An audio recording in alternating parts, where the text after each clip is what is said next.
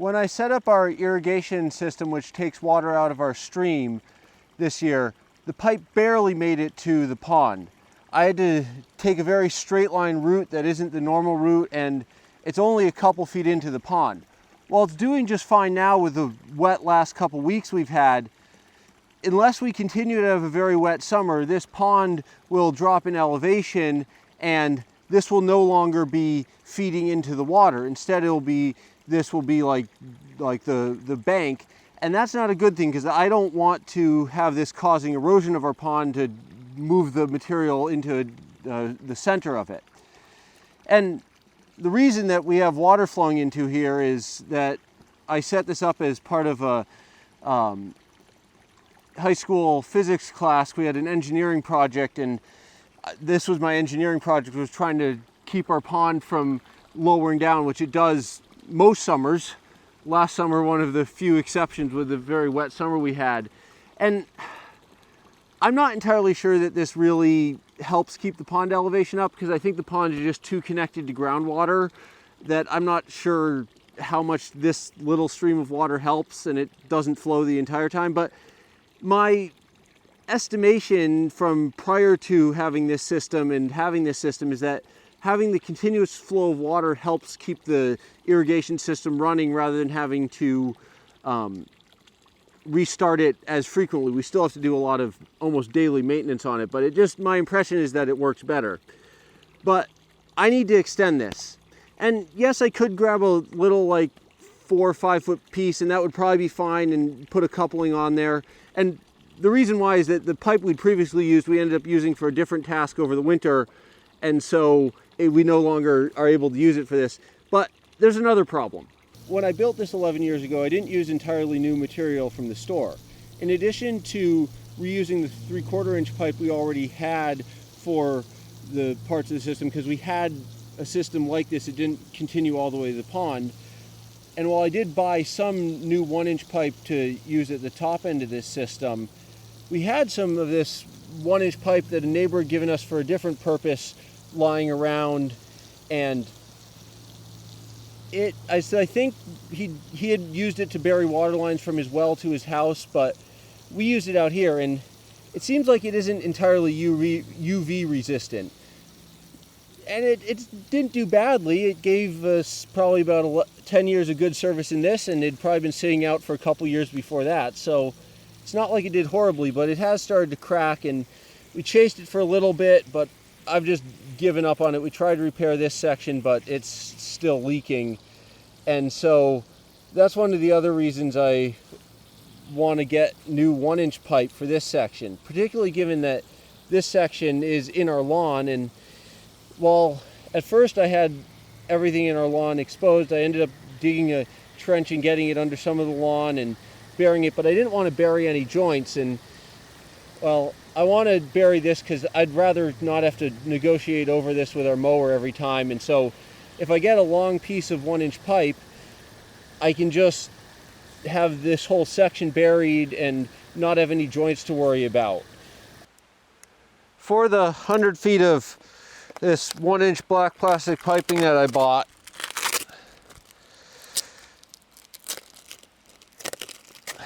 comes in this coil, which, yeah, totally understandable for transport, but this piping certainly has a way of memory of its shape, so it needs a good bit of time to get unfurled and just dememorize its shape somewhat before it's really useful, or you can really do much with it.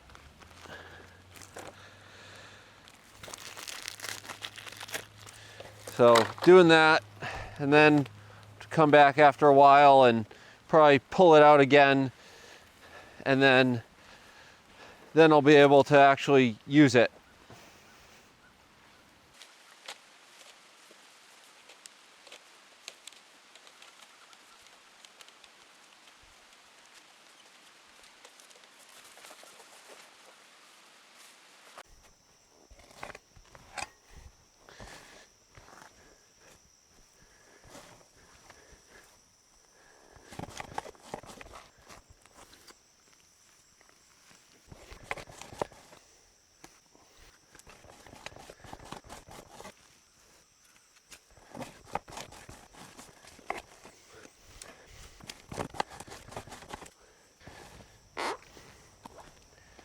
So when I built this, my initial spot I buried it was just under the kind of main path here, so we wouldn't have to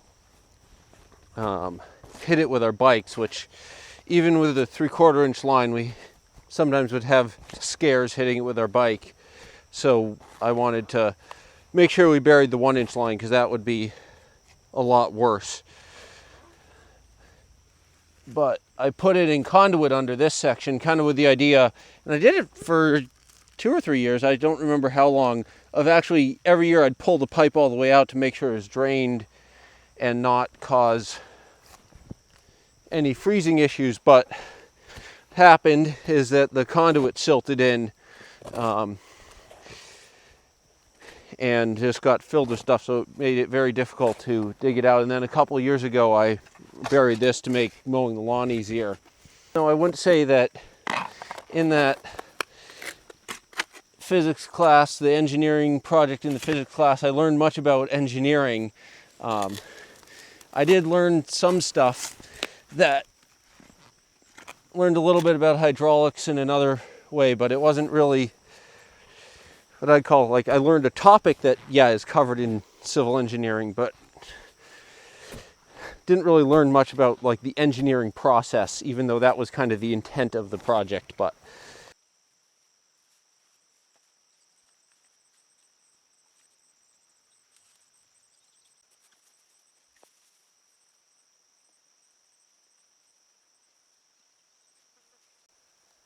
so this is, right here is where the old pipe was connected to. And I'm going to have to line this up with the start with this pipe, but I'm going to have to pull more of it through, because the whole point of it is, well, kind of extending where the 1-inch ends. This is where that 1-inch ends, further that way, so I can get more distance off the far end. Mind you, I think I'm going to keep this little faucet because it's a good spot for irrigating at this location. But I'm just going to use the extra, I'm going to cut this pipe and use the extra further along to give me the extra distance at the pond. Being plastic, just about any saw will work, but I prefer a hacksaw. It just seems to make a cleaner cut. And yeah, there's a little bit of water in here. I ran water through here just to clear the dirt out of the end of it before I did any of this work. But you see, that's not coming together very well. Like, it can kind of come together, and partly, well, I don't want to give too much, but maybe I cut it just a tad bit short. But that's not coming together very well. It's like I can kind of get it together, but just so, like, I've used this many times, and they keep just falling apart, and it just doesn't work well. To solve that, I take a pot of very recently boiled hot water. Just warm up the end of the pipe for a little bit, and then stuff it on here to make it nice. And then, in order for it to lock on well, as quickly as I can, I'll get the hose clamp tightened down. Trying to get that while it's still, use a little bit of, well, it's still like flexible. And then wait a little bit. Once I think it's cooled enough, I can take that off, and unfortunately, because of how this pipe is now, I have to take it off all the way. But that's just the nature of this.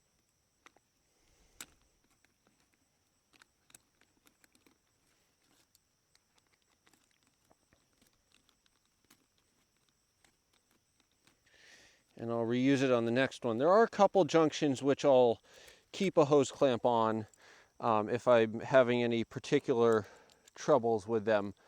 And so I'll keep that hose clamp just to make sure it stays like that. But in general, I'll take them off, because unless it's something that has a lot of ongoing use, it's not really necessary. And this is something that I've found very important to get the 1-inch pipes to work. Before I was doing this on the 1-inch, I used to never really get the 1-inch pipes together well. And I've done it in some places on the 3/4-inch pipes. Like, I might as well just do this here. I'm not going to use the hose clamp, but just to get this on here a little bit. But it's not as critical. I can kind of mostly get those together even without heating it up. But it does help, and if it's an intersection that I know is going to have a lot of force on it, I will use that. And then for this one, going the other way, continuing to the pond, and the reason I'm continuing to the pond with this top one is because the other one goes to our greenhouse and little wash sink. I want to continue to the pond with the one that is not as like high priority. Like, yeah, it doesn't really matter, but it's just feels better to use the one that maybe like isn't going to be as high priority of a location. So like if the water's flowing in here, it would want to continue straight over coming up here, and that's not like, that doesn't give you too much priority. There's just some more minor losses going this way, but it's something. And I just want to give every advantage, because although I designed this system to irrigate our pond, our primary goal is still to get water to our garden and greenhouse, and that's what that's where we want the highest pressure. Like, I do have a valve down there that allows me to shut off the water to the pond if I want everything going to the greenhouse. And that was one of the things I learned with the hydraulics. Is when I initially built this, I had the 1-inch to here and then a 3/4-inch T, because it's like most of the 1-inch, but what I needed is all this to be 1-inch, because if it's just 3/4-inch, then all that water is going to the pond, which is lower elevation than our garden, so like nothing will be going there. So I had to upsize this junction to all 1-inch. With the other joints reestablished and water back flowing, I'm feeding out the approximately 15 additional feet I was able to gain with this. And as you'll notice, the pond level is even higher than when I started this, which was over a month ago. Not the typical, and that's because we had another very wet summer this year, just like last year. But this will be useful in the future, though honestly it's a little bit too long right now.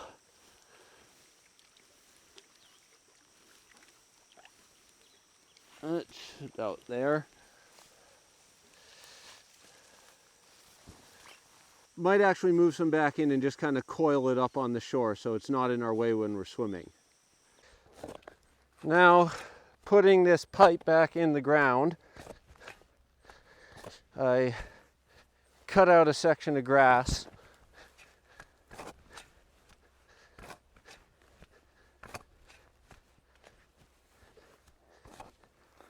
and then flip it over. Depends on the location. Down where I was digging the first time wasn't very stony, but up here I've discovered it being pretty bony ground. So I actually am, like, this would probably be deep enough, but there's these fairly large stones in there, which wouldn't be good to have right next to the pipe, because as the frost shifts them around, they can go next to the pipe and dent it, and so I'm not sure how much trouble they would cause with these low pressures. If you're on a municipal pressure system where you might be up at 100 psi or something, that can cause a lot of issues. So given that I don't know, I'm going to screen them out. I'm using like a 1/2-inch screen, not because I think I necessarily need that fine of a screening. I think like a 1-inch screen would probably be fine. Get only the big stuff out, but it's losing that material seems like it's worth it with the speed that this screen gives me compared to having to pick all these stones out by hand, the ones I want to get out of here.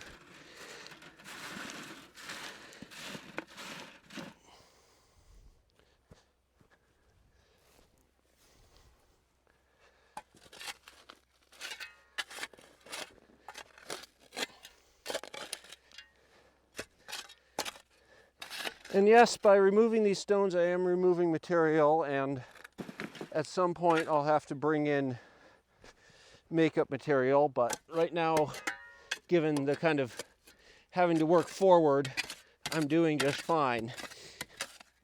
Yeah, I'm only burying this pipe just a couple inches below the ground, just enough so it's out of the way when I'm mowing, and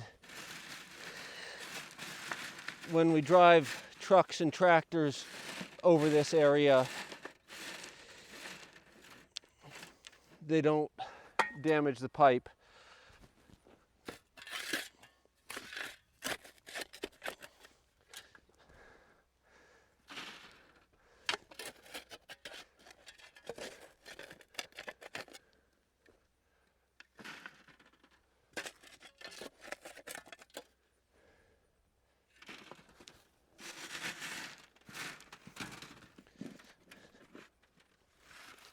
So, taking some of the screen material,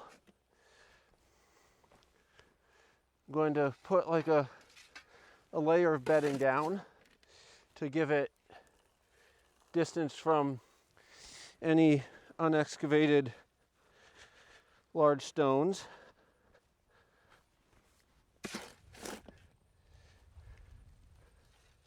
And this is really, I'm doing this, but it's not like I'm maybe getting an inch of bedding on all sides, which is not really enough, but I don't know. I don't want to go through the effort of making this fully like I'm installing a drinking water line, which you'd have to put 5.5 feet down for frost. This one, I'll just make sure I evacuate the water from frost. What I've been doing, instead of taking it out, which I don't bury this every year, as I was mentioning with the conduit, that was my initial intention, is just blow on it to get the water out of it. Blow into it until I get it nice and clean. Just like there isn't the like pluh, pluh, pluh of that kind of indicates there's water in there.